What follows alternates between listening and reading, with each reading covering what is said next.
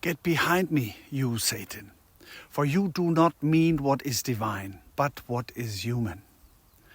With this sharp sentence from Mark 8, from this week's Gospel reading, Jesus rebukes his disciple Peter.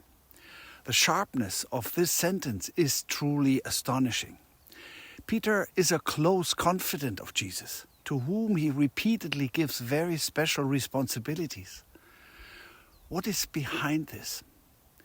Jesus has just announced his suffering to the disciples, that he will be arrested, that he will die.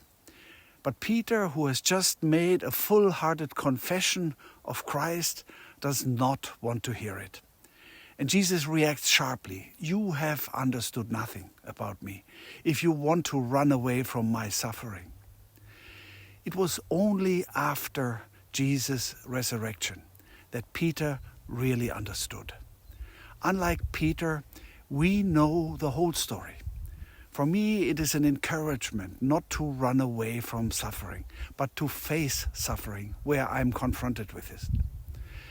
Some of the greatest experiences of closeness in my life, experiences that have become particularly engraved in my memory, are moments when I have been taken into the depth of human suffering. For example, in emergency pastoral care, where I have experienced how community can become a common source of strength in suffering. The disciples also experienced this. They encountered the risen Jesus when they shared their grief and despair with one another, and then experienced his comforting, his healing presence. Let us trust that we too can have this experience. Go blessed and guarded by God into this week.